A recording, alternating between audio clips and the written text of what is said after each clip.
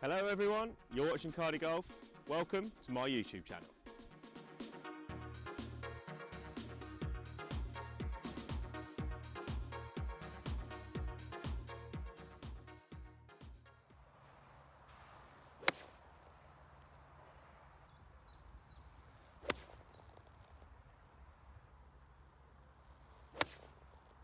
So I'm just hitting a few balls today.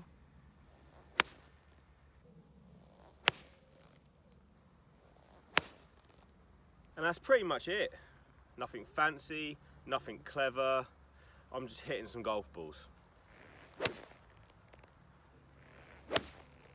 I think so much of what I do on this channel is about training and about practice, better ways to train, better ways to practice, and being basically more constructive with your time, let's say. Whereas one thing that does go underrated, and I've touched on it before, is just hitting golf balls for the sake of hitting golf balls, adding hours of practice to the 10,000 hours it takes to become elite, and just gaining more of an understanding of what the club face is doing where when you see the ball do whatever it does.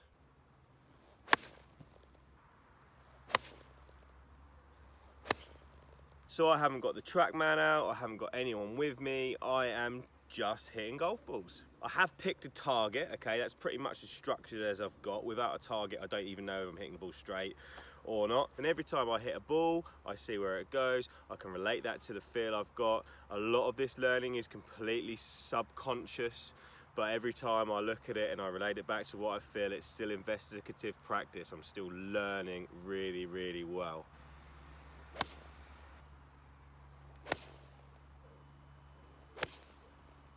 I think the just bashing loads of balls at one target thing is frowned upon now in modern day golf. We've got a bit snobby towards it, and maybe I've kind of endorsed that snobbiness with all the different drills and ways to practice that I've been trying to show you over the space of the last few months on YouTube and what have you. So I'm just trying to bring it back a little bit, because there is definitely still a place to a point for just hitting almost aimlessly at one target.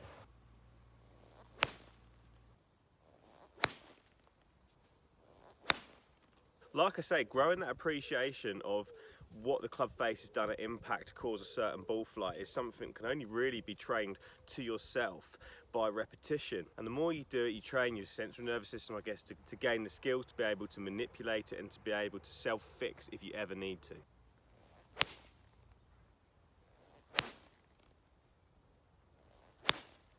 A chap called Matthew Said wrote a absolutely phenomenal book called Black Box Thinking, and within it there was a story which resonated with me. It was about a ceramics professor in the States, and I think a lot of my students would have heard this before because I thought it was absolutely brilliant.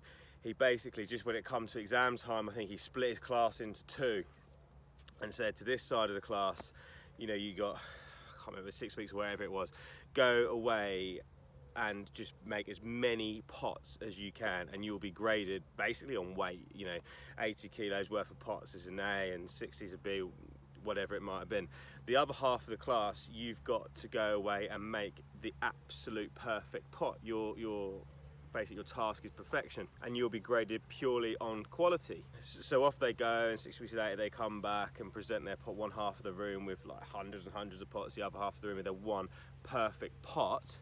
So the professor says, actually, no, that's not what we're doing. This was never about quantity, it was always about quality. So you guys with your masses and masses of pots, just pick your best one, bring it over. You guys bring us your perfect pot, and you'll be graded. And who made the best pots? Which side of the room made the best pots? It was the guys who had made loads. So once again, learning through failure, which is what we're doing when we're just hitting loads and loads of golf balls aimlessly, but it's not aimlessly at one target. Learning through failure, we managed to create the perfect pot, or in this case a golf swing, a movement, an impact, a ball flight, which is never ever going to be perfect, 'cause there's no such thing in our game, unfortunately, but it's a little bit closer.